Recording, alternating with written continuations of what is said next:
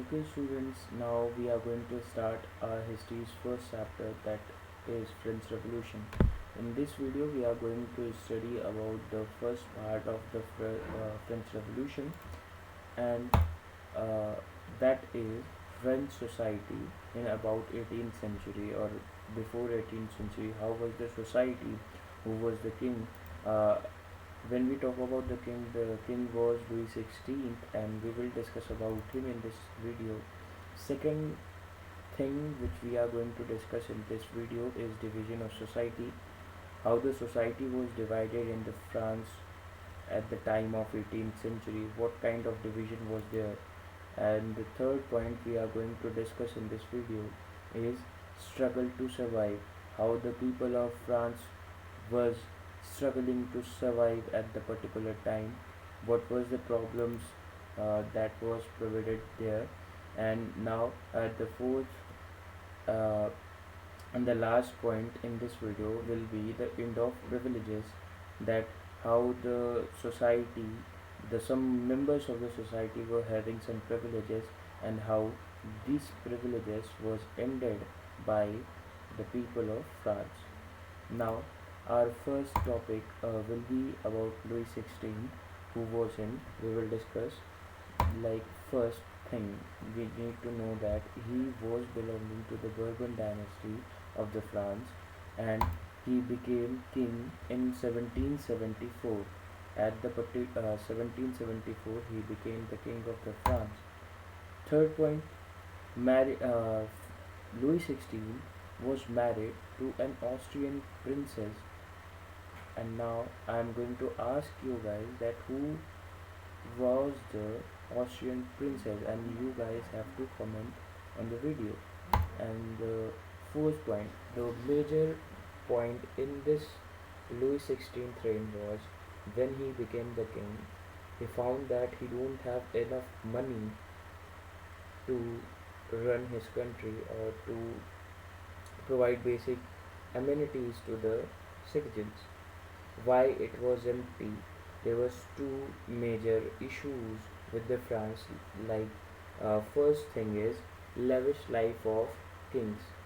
Not only the kings, the family of king was living a lavish life, as like they were living in a palace of Versailles, which maintenance cost was so high that the treasures got empty, and Louis XVI took the war loan for no reason to help America.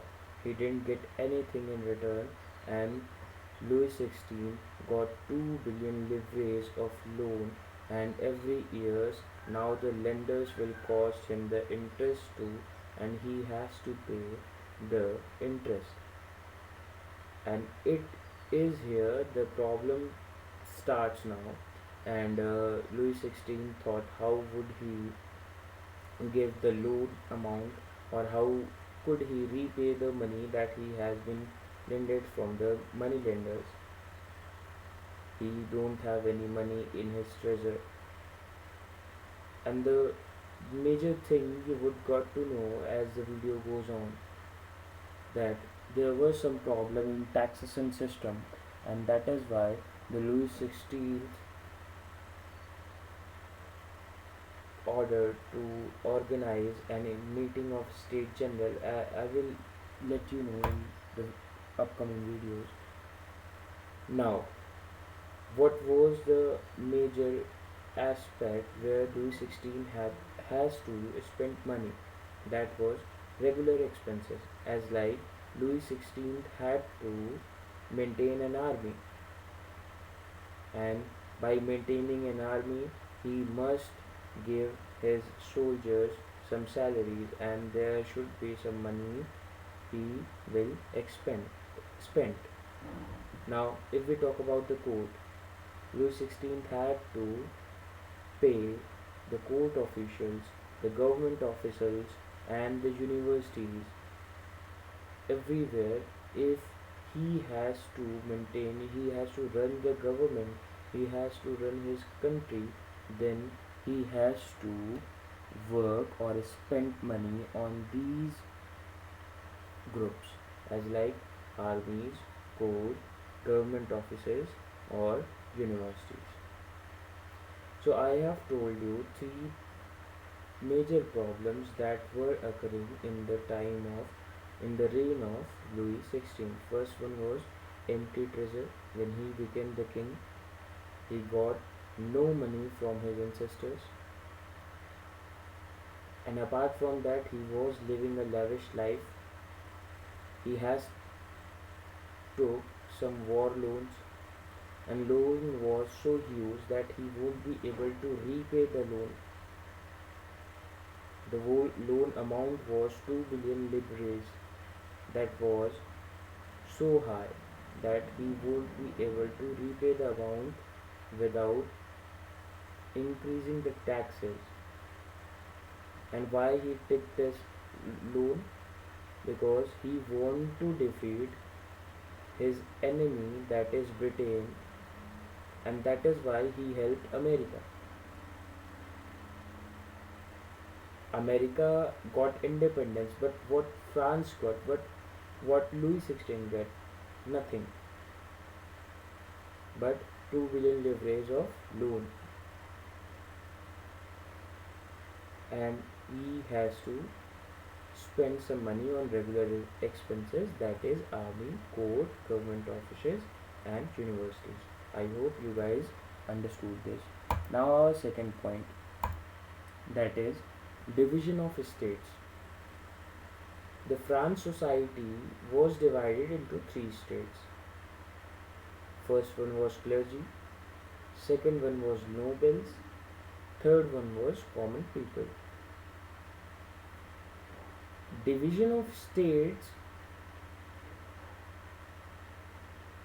was so devastating that the third state is going to pay taxes. First and second state will not pay any kind of taxes to the government. Apart from that, they were collecting some dues. They were collecting some taxes for themselves, as like clergy.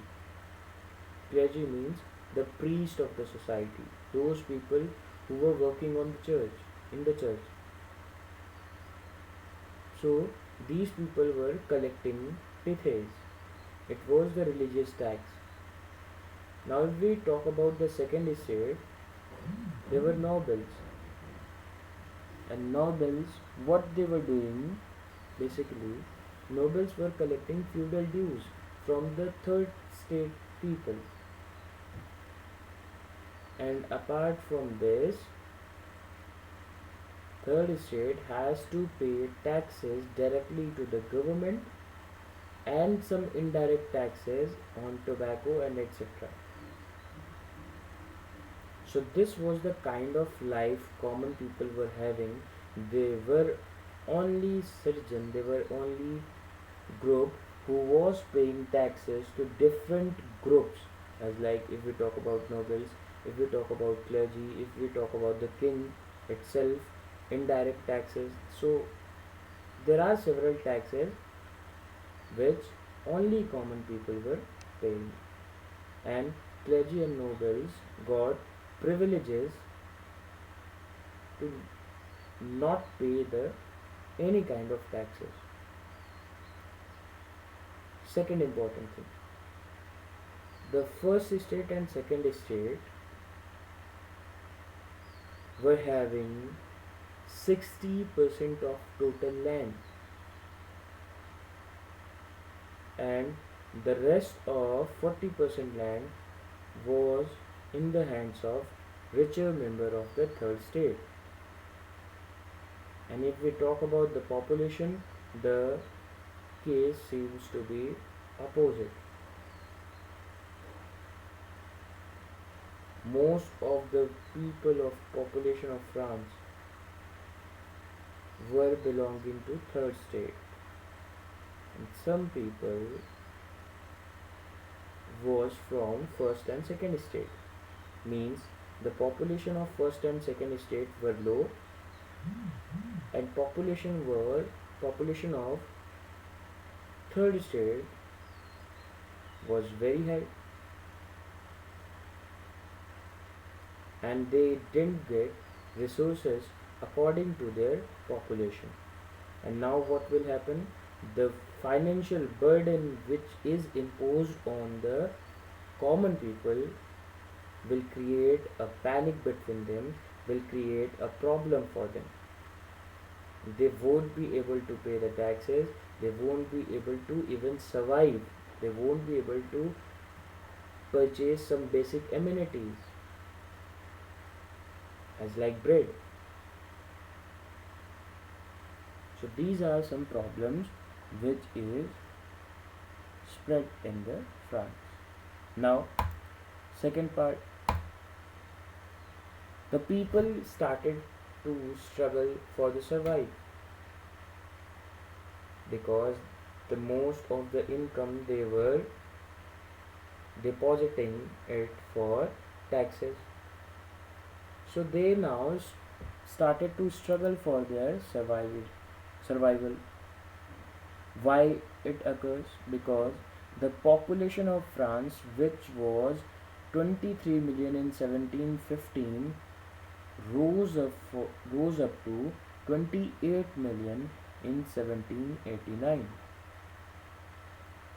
The population was increased, but the problem was the production of food grains was not sufficient. The food grains production didn't rose as the population rose.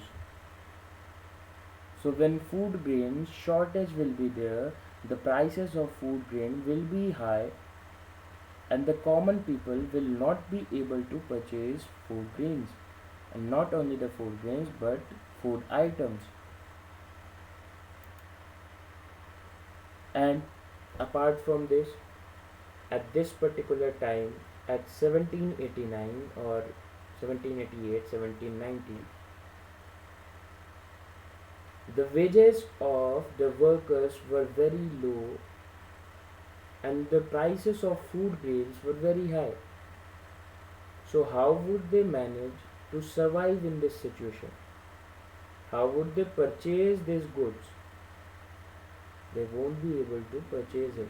They won't be able to purchase even their food. So that is why the people of France will now revolt against the king. Okay. Now, next point, when wages were low, when the prices of food grains were high, then a problem created that is known as substances crisis. What it means? It is an extreme situation where the basic means of livelihood are endangered. When you can't purchase basic amenities like food, like clothes, like shelter, then substances crisis occurs, and that is the major problem in the France at the particular time of 1789. And this is how the population of France struggled to survive in the time period of 1789, or we can say that in the reign of Louis XVI. Now, our last point in this video is when the population was struggling, then there is a demand rose up that we should end the privileges of first and second state. Why is it happen? Why people were demanding that privileges should be end? Privileges not should be based on a group, but it should be based on a merit of a person. Because let's understand, at that particular time what was happening, overseas trade were occurring. The people of France, Britain, Portugal, everyone was trading from other countries, and by this overseas trade there is a new group emerged that is known as middle class, who has some wealth, who has some power, who has some money. And we, and when the middle class got the power and when middle class got money, they said we are equal to the first and second state, so why we should only pay the taxes? And that is how they started to demand end of privileges. Second point, third state members were not all uneducated. There were some members of it who were lawyers, who were administrative officials, who were well educated. And when you educate someone, he will got an ability to reason. He will ask questions from you that why you are having this privilege, and when you don't have any kind of answer, then he will demand that you should give up all the privileges. So first 2 point was emergence of middle class and how they emerged by overseas trade. Second point, educated third state members who started to ask questions from the first and second states. Now third point and the last point of this video, that impact of political thinkers. France was blessed at this particular time with so many political thinkers, as like John Locke, who has written the book Two Treatises of Government. He said that